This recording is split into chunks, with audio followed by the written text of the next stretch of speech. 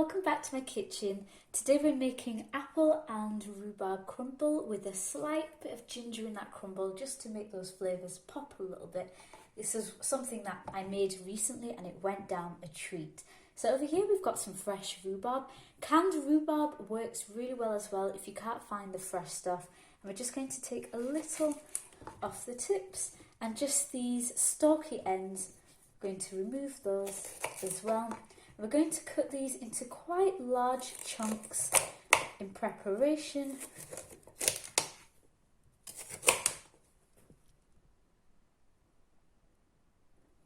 When you've chopped your rhubarb, we're going to cook it slightly. We're going to add our rhubarb to a pan and then prepare our apples before the next step.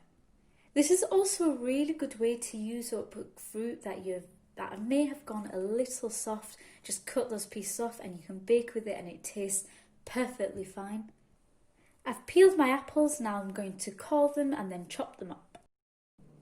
When your apples are cored, they're going to be quartered. I'm going to cut them in half once more. We're just going to make little chunks. We're going to add our apple to a pan with all the rhubarb and we're going to add a little splash of lemon, around 2 teaspoons worth, and this just brings out the flavour of that fruit and stops the apple browning too fast. Just a little more. And we're also going to add a couple tablespoons of sugar. I'm just using plain granulated sugar. You can of course use golden sugar or brown sugar, that works just as well. And we're just going to cook this over a low heat just until that fruit starts to soften with a lid on just to help it along. And that's all we're going to do for now. When your fruit is just soft, turn off the heat and we're going to wait to use this later. So I'm going to start on the crumble and I'm going to measure out about 300 grams of flour, plain flour. I actually added an extra 50 grams of plain flour because we like plenty of crumble in ours. So this is 350 grams of plain flour. I'm just going to add a tiny pinch of salt to the flour, just a really small amount, and mix that in. We're going to add 200 grams of unsalted butter. I've just cubed it up. It has to be very cold.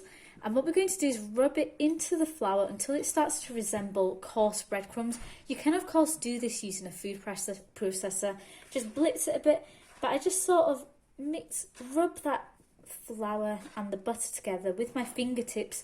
Your fingertips helps keep it cool as well. And eventually it will start to mix together and resemble breadcrumbs. Now we're going to add 150 grams of golden sugar or demerara sugar. You can of course use granulated, but I like the coarseness that this really coarse sugar gives the crumble, because there's nothing worse to me than a really powdery crumble. When I've added the sugar, I'm going to add a good teaspoon of dry ground ginger.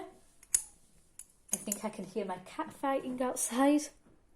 I'm going to mix this in there. What you could do is give your crumble a taste before you add it to your dish, just to make sure there's enough sugar or enough ginger in there.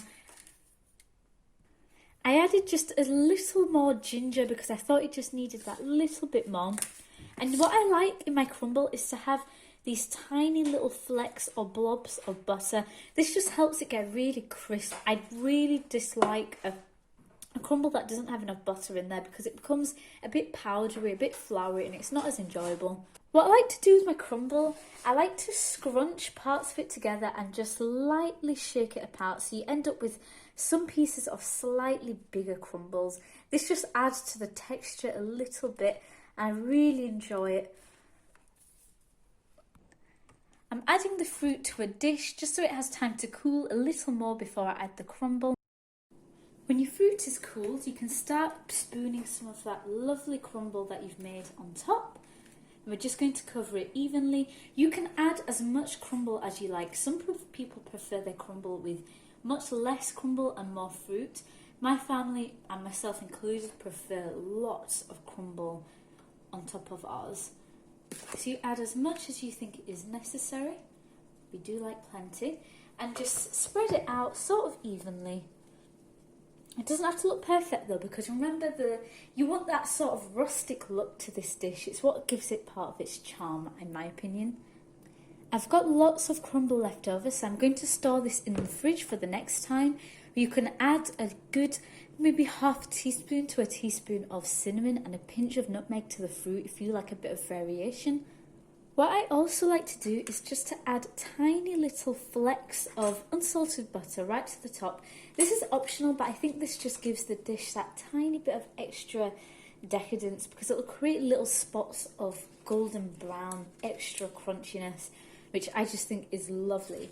And what you could also do is sprinkle a tiny bit of your golden granulated sugar right on top for that extra crunch, but I think this should be enough.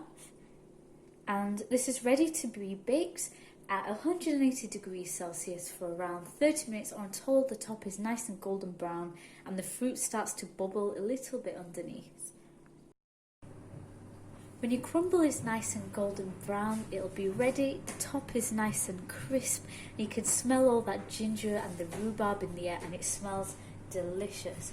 So scoop out a little section. Make sure you leave it for around 15 to 20 minutes after baking, just to let it set properly, and it'll taste better.